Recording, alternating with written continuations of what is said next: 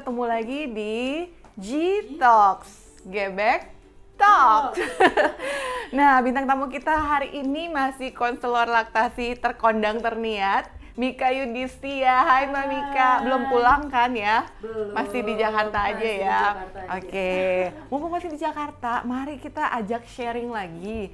Nah, hari ini nih, mumpung masih ada konselor laktasi di sini, kita masih bahas mengenai perasian ya pasti ya Momik ya. Benar banget. Nah, kalau tadi bagaimana, kalau episode sebelumnya bagaimana sukses menyusui dan persiapannya kan.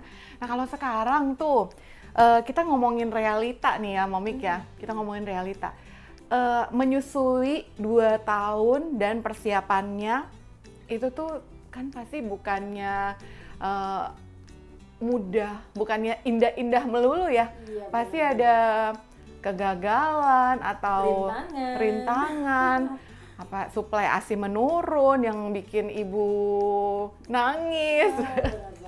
Nah, biasanya itu yang Momik temuin sama konseling atau pengalaman sama ini tuh kira-kira yang menyebabkan gagal menyusui itu apa? Oke. Yang paling sering bikin gagal menyusui adalah sebenarnya ketika payudara bengkak. Payudara bengkak. Ini sering banget. Aduh, kalau udah bengkak nih udah kayak gini nih, Ci. Warnanya merah ya? Ini warnanya merah nih. Warna merah ini tuh emang beneran dia kalau payudaranya bengkak. Kalau disentuh itu udah kayak mau pingsan ya? Iya, kalau di film-film apa itu namanya, Ci? Senggol bacok. Kalau payudaranya disenggol, aduh udah marah-marah banget. Dan ini kalau udah kayak gini, ibunya udah nggak mau nyusuin kadang-kadang, dan bayinya juga nggak mau nyusuin. Ini terjadi biasanya Udah di pakai hari panas awal. dingin lagi ya? Bener banget. Demam ya? Kalau bahasa Jawanya namanya bangkai ya. Oh, bangkai. Gitu. Kalau di bahasa Jawa itu namanya bangkai. Kalau kita ya pembengkakan atau sumbatan gitu. Itu yang paling sering banget terjadi. Hampir 90% ya ibu-ibu yang aku temui itu emang akan mengalami sumbatan atau bangkai di hari-hari pertama kelahiran bayi, atau bayinya masih newborn gitu, dia akan ngalamin yang namanya bangkai gitu. Entah itu walaupun ASINya belum keluar atau ASINya sudah, bayi udah bisa menyusui atau belum pumping, itu semuanya rata-rata problemnya sama ya? Iya, Pembengkakan benar itu ya? banget. Pembengkakan itu. Nah itu kira-kira kalau ibu-ibu menemui masalah itu mesti ngapain tuh Momik? Nah, sebenarnya ibu-ibu udah panik duluan nih kalau udah bengkak kayak gitu, udah jendul Panik gitu, banget udah itu. panik banget karena sakit, sensitif gitu kan. Ibu-ibu yang mungkin kurang dukungan dari lingkungannya atau nggak tahu nih aku harus tanya kemana, akhirnya dipijat. Nah, lagi kayak gini malah dipijat. Gimana Rara? Itu yang bikin trauma ibu-ibu biasa di awal menyusui ya? Jadi kalau emang ada ibu menyusui yang mengalami pembengkakan, ayo belajar ngetekin yang benar, posisi pelekatannya yang benar. Jangan dulu yang kayak gini tuh kita pijat. Aduh, udah nggak bisa. Atau yang bagian atasnya, ini yang sakit di bawah, yang atas aja yang dipijat, itu juga sama aja. Malah yang bisa jadi makin banyak namanya payudara, distimulus, dipijat, hasilnya jadi makin banyak gitu. Jadi harus kita treatment yaitu pijat oksitosin yang paling mudah. Seperti apa tuh Momik yang di belakang itu ya? Oh, yang di belakang. Oh, ini sebelumnya kita kenalin dulu dong anak-anak kita. Kenalan. Ya, anak saya namanya Brandon. Masih di bedong ya, Bu ya? Karena saya udah nggak di bedong ya. Oh, udah lebih dewasa ya anaknya. Iya, dia udah lebih pro. Karena udah anak kedua. Kalau anak pertama emang sukanya Emang gini, di bedong sampai setahun ya. Nah, gimana tadi pijat oksitosin Jadi tuh kayak kalau gimana tuh? pijat oksitosin tuh gampang banget. Ini di punggung kita kan selalu ada kayak tengkuk gitu ya. Kalau diraba tuh tengah-tengahnya kayak ada jendul gitu loh. Kayak ada jendul gitu. Nah, itulah kita pijat ya. Boleh pijatnya seperti ini dengan menggunakan tangan seperti ini. Kita pijat sampai ke titik bra, ke titik tali BH, terus habis itu kita sentuhkan sampai ke payudara ibu. Jadi ini bisa dilakukan oleh ayah. Oh, kesempatan ayahnya ya banget ya.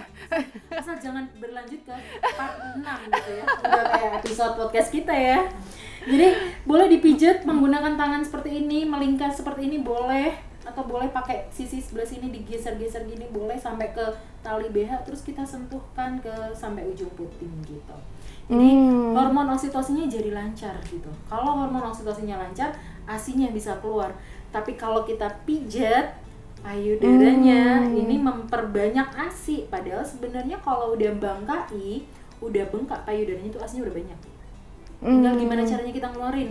Kadang-kadang ibu-ibu udah nggak bisa ngeluarin, udah nggak bisa keluar, nggak ada yang bisa keluar kalau bengkak gitu ya. Kalau bengkak tuh nggak bisa keluar. Ya udah, caranya adalah si hormon oksitosinnya lah yang bekerja untuk mengeluarkan ASI, harus dipicu keluar. Caranya memicu, sentuhlah ayah gitu. Jadi ayahnya boleh sentuh, pijat oksitosin, atau kalau misalnya ayahnya nggak ada, orang terpercaya atau misalnya boleh bidan home care gitu. Lalu tekanannya juga itu waktu saat latihan aku lihat katanya sebenarnya tidak sekenceng-kenceng lagi pijat si Atsu ya. Nah, iya, itu benar-benar sebenarnya cuma sentuhan lembut kan ya? Bener. Sentuhan lembut. Bahkan kalau ada sisir, mama juga bisa melakukan sendiri ya. Disisirin aja, boleh dibuka jaringannya pakai sisir yang kecil, atau pakai kuku. Mama kalau ada kuku boleh diginiin. Sebenarnya stimulasi ringan seperti itu justru yang memicu dibandingkan pijat dengan tekanan yang membuat trauma kan ya? Betul banget. Oke. Wah, luar biasa. Lalu setelah oksitosinnya muncul, biasanya langsung direct breastfeeding atau di pumping gitu ya? Betul banget. Kalau misalnya ya? bayinya masih mau nyusu, boleh disusuin. Tapi kalau bayinya masih belum mau nyusu, boleh diperah dulu pakai tangan. Jadi urutannya yang pertama ketika payudara bangkai kayak gitu, setelah dipijat oksitosin punggungnya tadi adalah boleh dimarmet. Marmet dulu. Ya, dimarmet dulu, diperah, dibuka jaringannya, diperes, dibuka, diperes. Tapi peresnya nggak di puting ya. Kalau di puting nggak ada yang keluar, Ci. Tapi kalau di areola nih ada yang keluar pasti gitu. Di areola ya. Setelah yang marmetnya adalah direct breastfeeding ya. Karena kalau udah di marmet nih agak entengan. Putingnya nggak kayak batu. Iya. Kenapa bayi nggak mau nyusu kalau payudara lagi bengkak? Karena putingnya udah kayak batu. Maka enak ya kita. Beda gitu ya sama yang biasa. Sedotannya nggak pakai sedotan silikon gitu. Iya. Ya. Jadi kita ringankan dulu pakai marmet, baru susui bayinya. Nah, aku punya tips nih, Ci, sekalian ya. Aku punya tips bagaimana menyusui ketika payudara bengkak atau bangkai. Yaitu posisi dangle feeding. Ayo. Dangle feeding tuh gimana? Kita nunduk. Jadi bayinya boleh ditaruh di misalnya di kursi seperti ini ya. Kita bisa nunduk seperti ini. Posisi menjemput bola ya. Posisi menjemput bola. Posisi kita mengikuti gravitasi payudara. Jadi jangan diginiin. Kalau diginiin kita nyusuin bayi malah sulit keluar. Tapi kalau kita gravitasi aja gini. Ya. Jadi payudaranya diturunin. Kita boleh sambil tangannya di sini ya, seperti mau apa ya namanya ya? Menahan gitu ya, menahan badan kita gitu ya. Menahan badan kayak gini. Nah, ini bisa. Jadi kita akan mengikuti payudara akan mengikuti daya gravitasi. Akan mempermudah dia keluar yang memang di sisi mana. Karena kalau lagi bangkai biasanya juga yang bagian bawah-bawah sih. Bagian bawah sini biasanya bengkak ya. Karena apa? Jarang dikeluarkan atau kecepit, akhirnya dia nggak keluar. Iya, betul. Jadi harus dilosin aja, dilosin kayak gini. Boleh bayinya ditaruh di bed yang di atas, atau boleh di misalnya di meja dialasin kasur kecil, bayinya ditaruh, kita nunduk ke arah meja ya. Jadi bayinya ditaruh di atas meja, kasur kecil, terus kita nunduk. Atau posisi duduk juga boleh ya, Mami ya. Tapi kita rada agak nunduk bungkuk, ya. Agak nunduk gitu karena untuk memperlancar ASI yang lagi nyumbat gitu. Betul. Nah, kalau ngomongin bangkai tadi, itu tuh biasanya kalau awal-awal kehamilan sering banget terjadi kan ya, karena mungkin pelekatan atau cara menyusui yang belum tepat gitu ya. Atau mungkin bayi kan masih sering tidur ya, Momik ya, di awal kehamilan. Nah, banyak ibu-ibu pasti pengen tahu gimana cara pelekatan yang tepat sebenarnya. Mungkin banyak yang ngalamin sensitif, jadinya putingnya sakit atau malah suplai ASI menurun karena bayi nggak mau minum. Berarti pelekatan itu penting banget kan? Pelekatan tuh penting banget. Jadi posisi pelekatan menentukan prestasi. posisi pelekatan menentukan prestasi. Prestasi keberhasilan menyusui, prestasi kenaikan berat badan bayi. Gitu. Jadi jangan dulu kita berpikir ASInya nggak enak. Jangan dulu kenapa dikit, ini gitu. Tapi make sure posisi pelekatan kita benar. Nah pelekatannya gimana nih? Kalau pelekatan, kalau pelekatan yang benar itu adalah pastikan mulut bayi terbuka lebar. Nah, bayangkan ini adalah bayi ya. Jadi mulut bayi pastikan terbuka lebar. Tapi kalau nggak mau terbuka lebar gimana ya? Gimana tuh? Ini kan sering banget ya terjadi bayinya merem terus kita pancing refleks-refleksnya. Jadi bayi itu punya 3 refleks ya. Salah satu refleksnya dia akan membuka mulutnya dengan kita memancing seperti ini. Jadi pipinya boleh diketuk-ketuk. Pipinya diketuk-ketuk ya. Biar bangun, mulutnya terbuka. Nah, di atas hidung, di bawah hidung juga boleh. Lalu kemudian kalau sudah kita kenalkan, kita masukkan payudara kita dengan gentle. Ya, jangan paksaan. Ayo dek, ayo dek. Ya. Jadi putingnya ditaruh dulu di bibir atas, terus baru dimasukin. Ya, jadi dari atas dulu ya. Kita sanggah payudara kita boleh. Kalau misalnya mau ditekan seperti ini juga boleh, ditekan sedikit untuk putingnya agar menonjol boleh, baru kita masukin.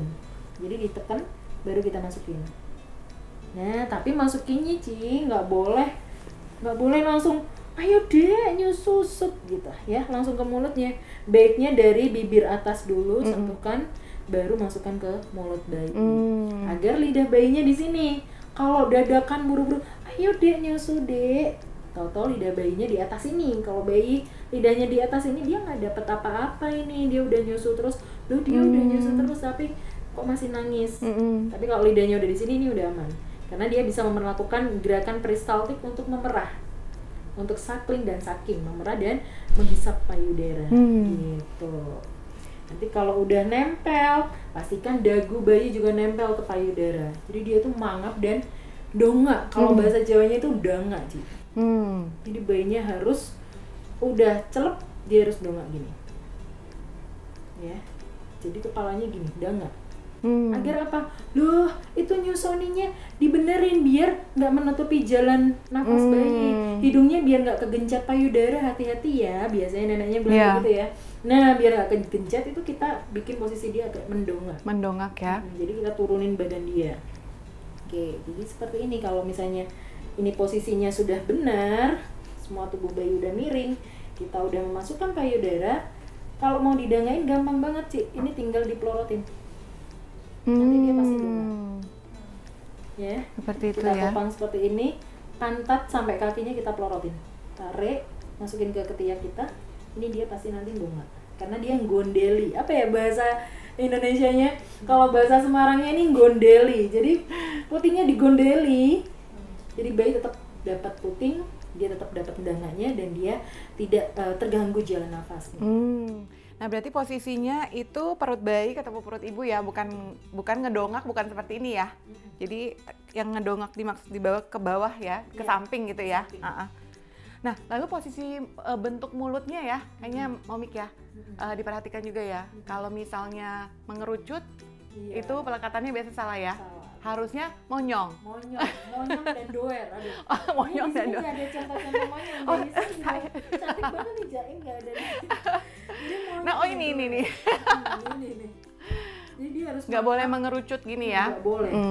Nggak boleh mingkem ya. Jadi bayinya harus doer, mulutnya mangap dan dagunya nempel ke payudara. Pipi bayi juga kelihatan. Jadi kalau dia menyusunya secara efektif, pelekatannya benar, pipinya dia emang beneran gembung. Jadi nggak.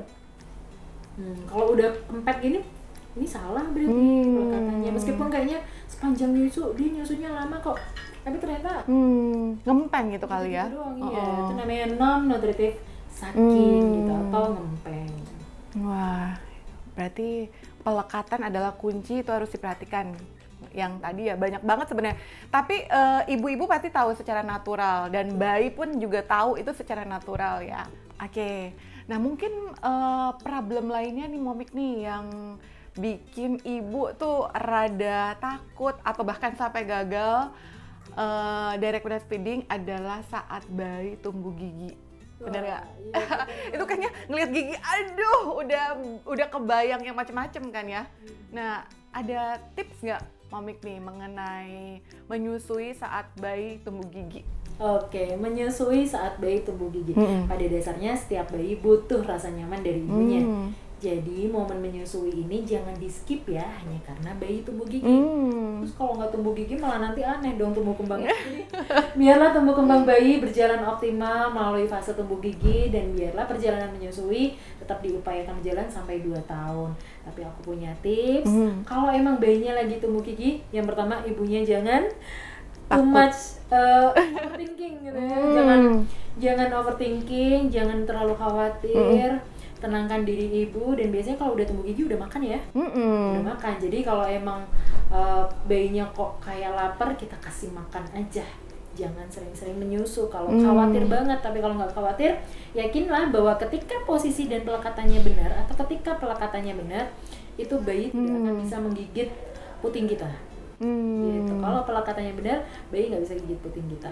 Karena sebenarnya posisinya itu udah tepat dan itu ada di areola ya. Bener, itu bukan di puting ya. Bukan di puting. Kalau bayinya ngempeng, bayinya ngempeng hanya di puting saja, itu bisa jadi membuat putingnya lecet, luka, atau tergigit oleh gigi bayi yang lagi tumbuh. Dan jangan lupa kalau udah tumbuh gigi, itu kan dia udah masuk masa MPASI.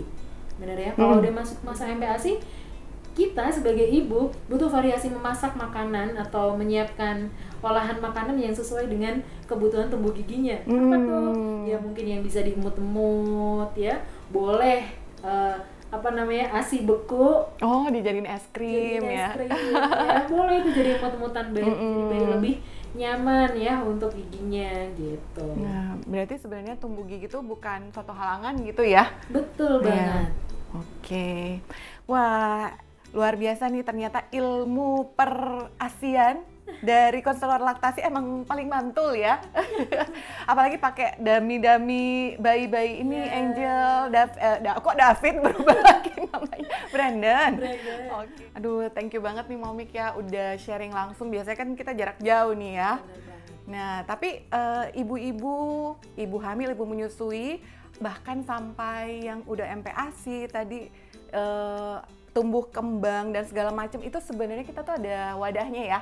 Ada telegroup ya. Ada telegroup Busui, ada Bumil, Busui. Busui itu dimoderasi dengan dan difasilitasi oleh knowledge dari expertise kita Mbak Mika Yudhistia ya. Nah, tadi udah lihat ya, sangat banyak banget ternyata trik-trik yang dapat memudahkan ibu menyusui itu semakin nyaman sebenarnya ya, karena menyusui itu harus nyaman dan bahagia kan. Betul ya. Oke, terima kasih udah join, udah nonton. Jangan lupa like, comment, dan share. Kira-kira nih episode selanjutnya pembahasan apa yang mesti kita bikinin podcastnya, yang mesti kita sharing-sharing lagi ya. Oke, thank you semuanya. See you.